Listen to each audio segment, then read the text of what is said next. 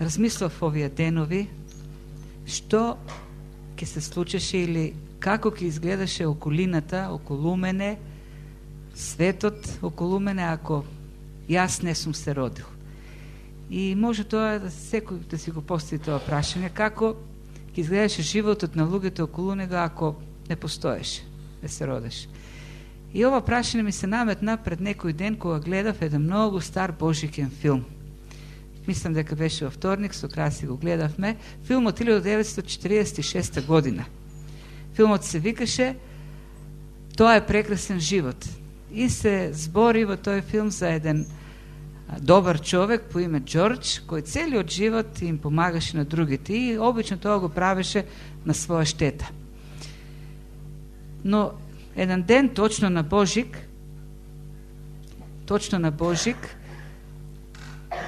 банкротира. Погрешка на еден негов чичко кој му помагаше во работата, му пропадна бизнисот, дојдоа инспектори за да го затворат. Тој отиде дома разочаран, помалку и разгневен за случувањата. Виде дека неговото семејство живее во трошна куќа, неговите деца не се доволно добро облечени во тој снежен ден, па се разболеле и разбра дека ништо нема од животот, ништо не добил. И реши да се самоубие, зашто имаше животно осигурување, така по неговата смрт неговото семејство доби некакви пари. И отиде на еден мост да се фрли оттаму. Неговите блиски, кога видоа дека го нема, почна да се молат за него и дојде на ангел да го спасува, да го разобедува во намерата. И по еден момент Џорџ, добриот Џорџ, рече: најдобро ќе беше јас воопшто да не се родив. Најдобро ќе беше воопшто да не постоив. И тогаш ангелот му кажа: дојди да видиш каков ќе беше животот на луѓето ако ти не постоеше.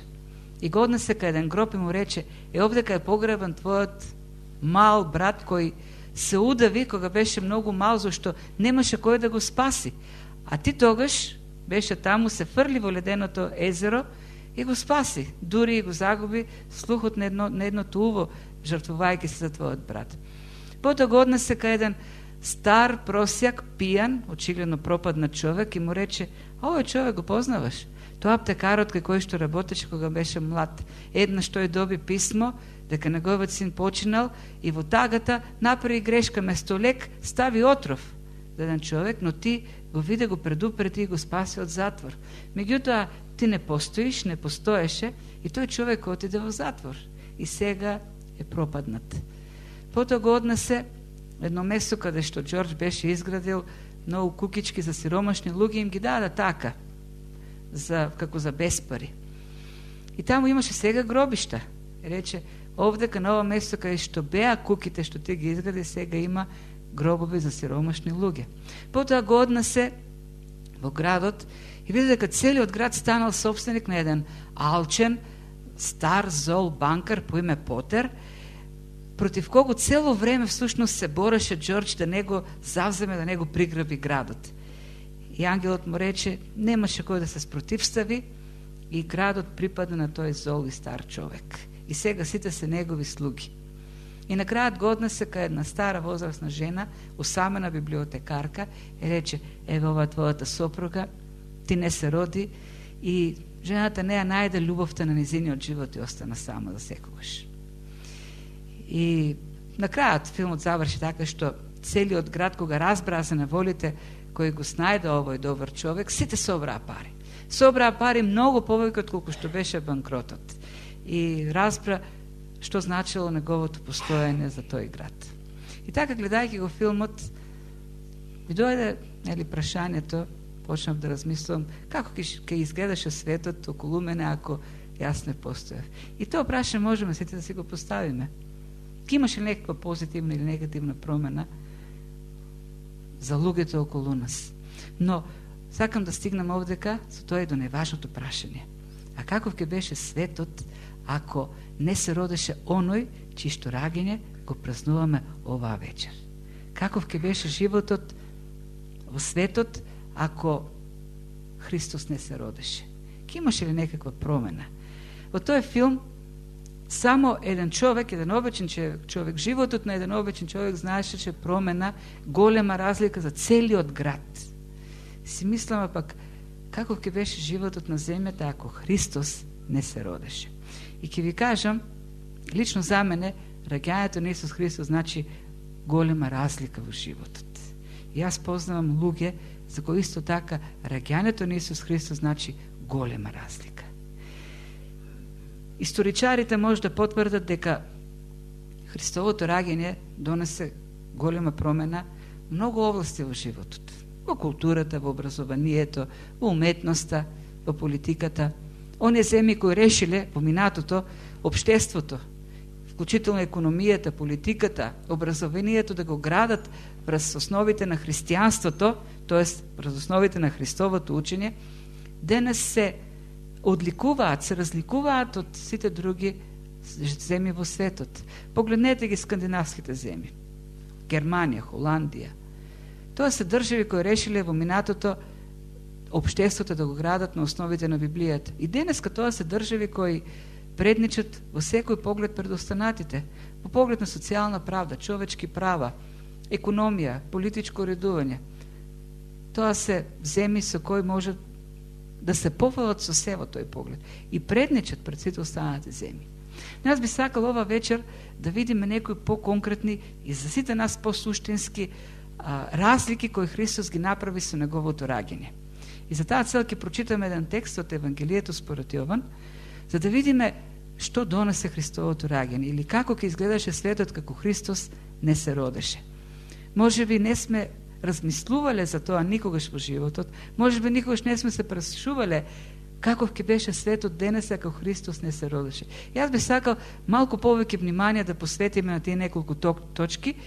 Ќе разгледаме само 4 стиха, иако целиот тој текст од Евангелието според Јован 1 глава 1 до 14 говори за тоа.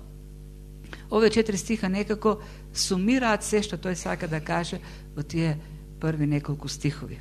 Значи, првиот, 14-тиот, 12-тиот и 4-тиот стих. Во почетокот беше Словото, и Словото беше во Бога, и Словото беше Бог. И Словото стана тело и се всели меѓу нас, полно со благодат и вистина.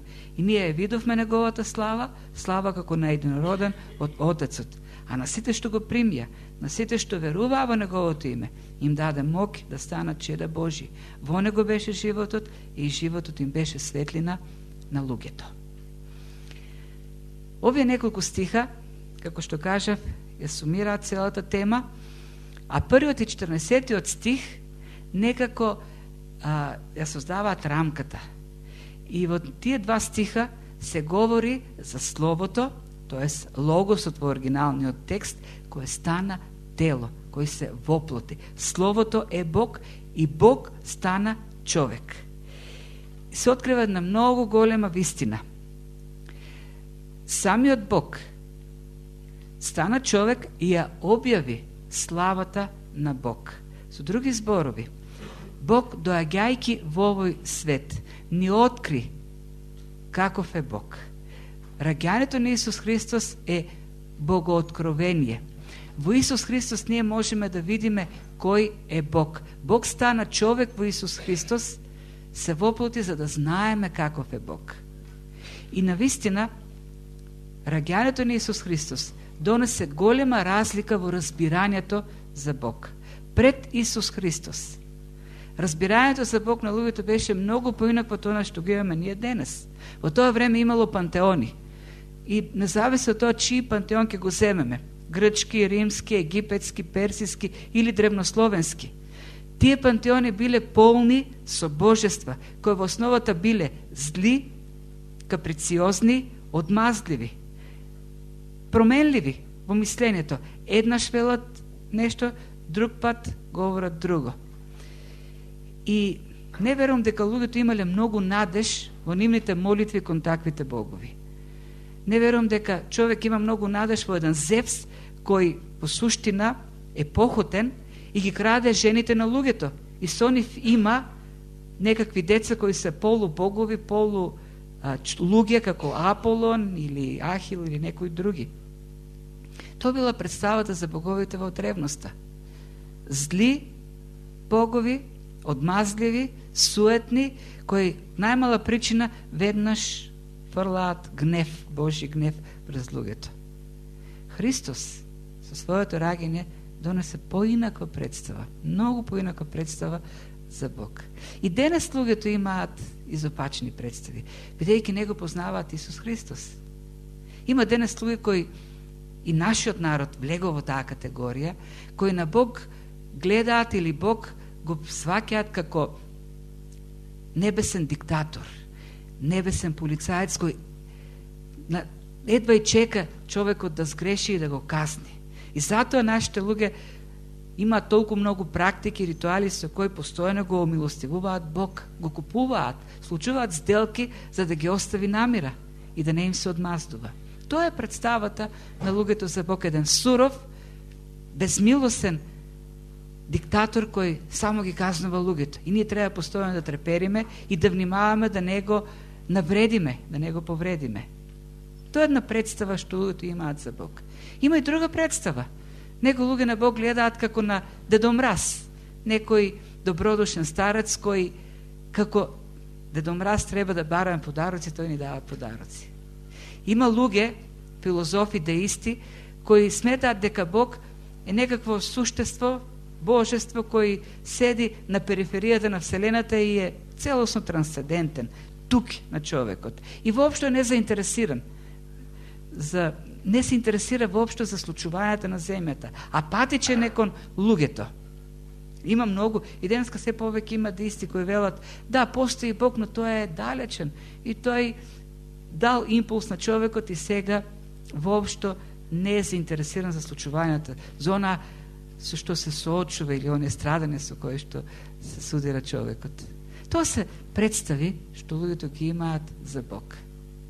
Христос дојде и овие стихови тоа го откриваат. Дојде за да ни даде јасна представа за тоа кој е Бог. И ако не беше Христовото раѓање, ние немаше да имаме јасна представа за тоа кој е Бог. Ке останавме со оние изопачни представи. И кога го гледаме Исус Христос, ние го гледаме Бог. Кога ги наблюдуваме Христовите дејства, зборови, постапки, ние можеме да видиме кој е Бог и каков е Бог. И што ни откри Словото? Што ни откри Исус Христос со неговото раѓање? Каков е Бог? Прво, во Христовото раѓање ние можеме да откриеме еден близок Бог.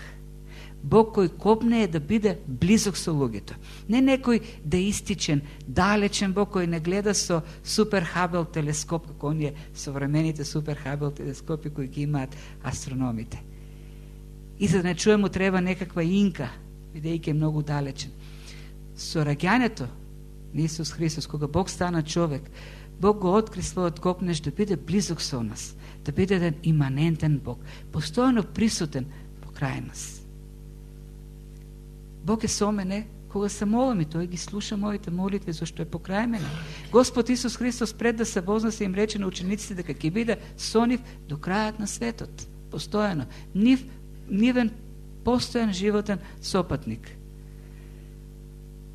Кога страдам, кога патам, Бог е покрај мене, зашто Бог има копнеш да биде со нас, близок да биде на човекот. И тој копнеш го покаже на најможно видлив начин со тоа што стана човек. Кога Христос стана човек, кога Синот Божи стана човек, со тоа тој се доближи до луѓето за да бидеме ние блиски со него. И не само тоа, туку во тоа тој покажа љубовта. Бог љуби. Бог е Бог кој љуби. Бог е Бог кој се дава за човекот.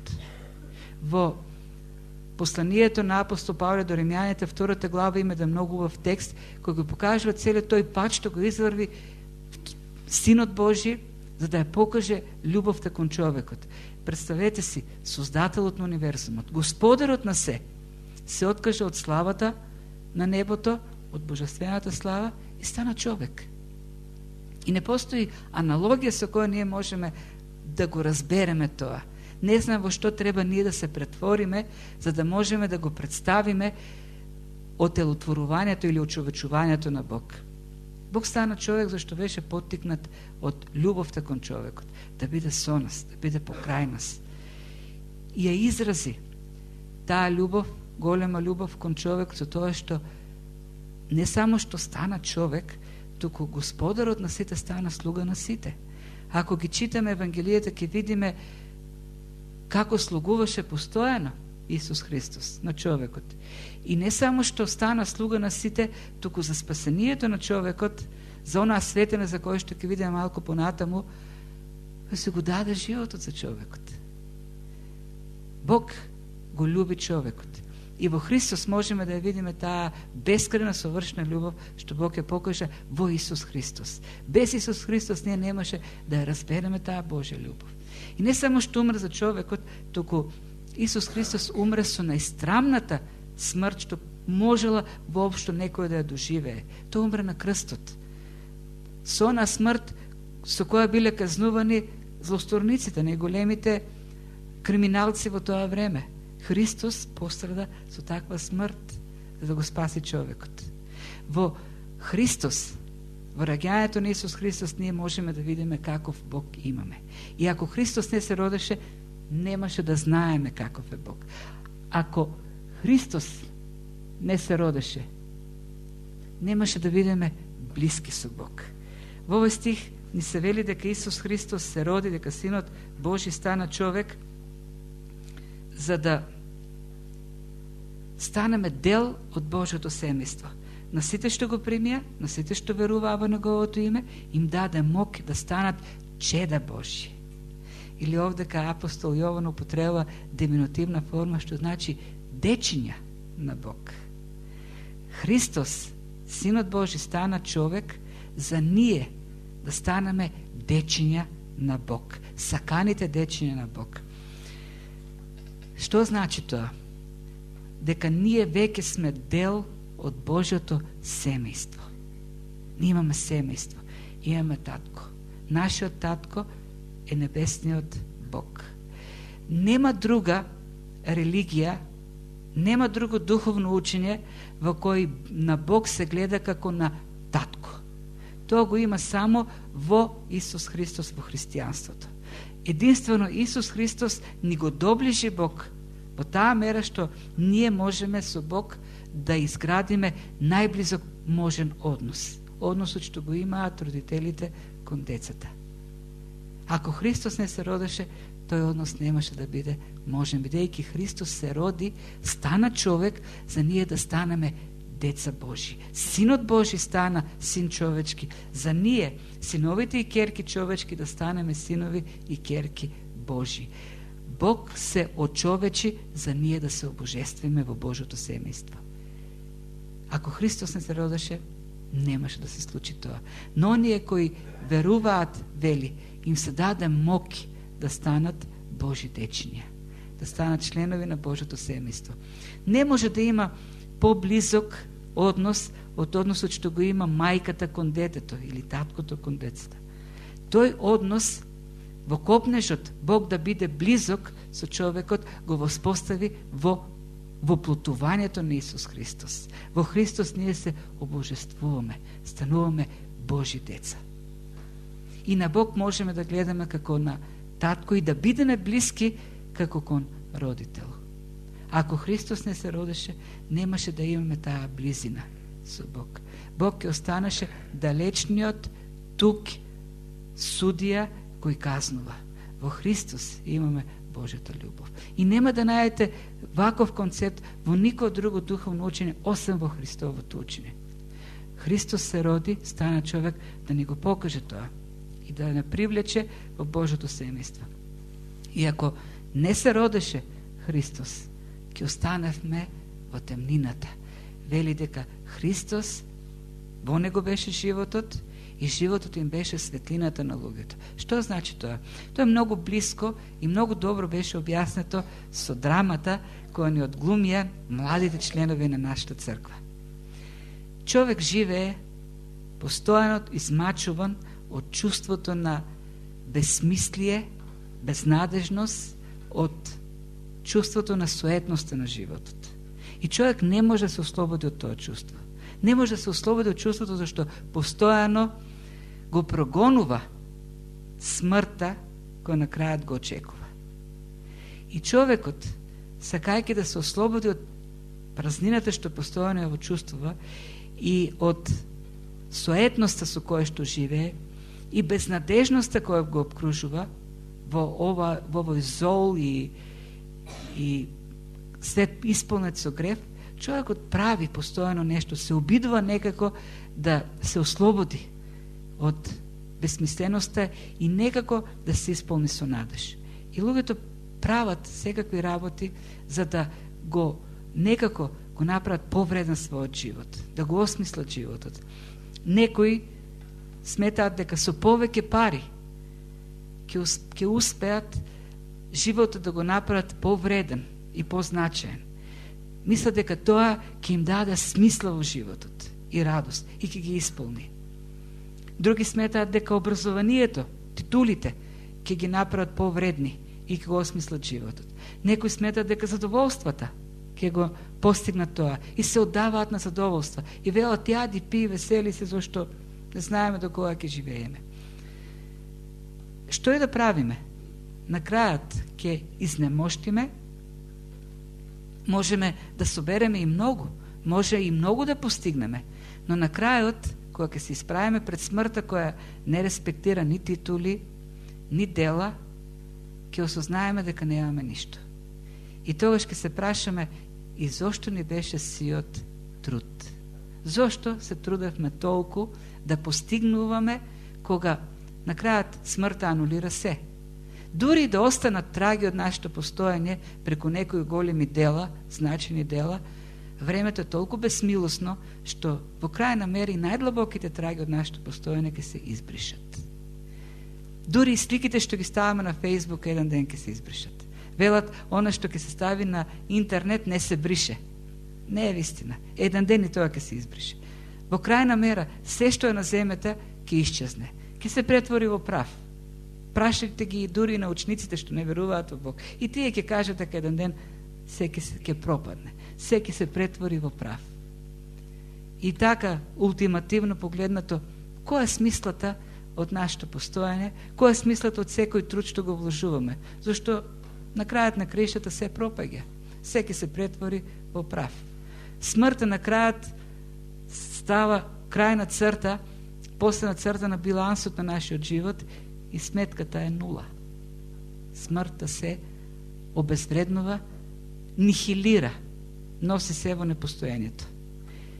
Христос токму за тоа се роди. Да даде светлина по инаква представа за животот. Христос се роди за да го спаси човекот од смртта, да ја обесели смртта. И токму тоа го направи Исус Христос на крстот. Тој ни вети воскресение за вечен живот. И мојот труд не е напразен. Моите дела не се безвредни. Се што правам сега е инвестиција за вечноста во Божјото царство. Моите дела остануваат во целата вечност. Ти имаат трајна смисла. Бидејќи Христос се роди за да не спаси од тоа безсмислие. И затоа тој светлината во овој темен свет, во овој безнадежен свет, Исус Христос ни дава поинаква перспектива на животот. Оние што веруваат во Исус Христос имат надеж дека нивниот живот продолжува во вечноста, а смртта е придобивката преку која што заменуваме во Божјото царство и каде што се насладуваме на Божјото присуство во целата вечност. Христовото раѓање и потоа Христовата смрт и воскресение го направија тоа возможно. Ако Христос не се родеше, суден ќе беше животот на човекот. Човекот ќе останеше во темнината, во безсмислието, во суетноста и во безнадежноста.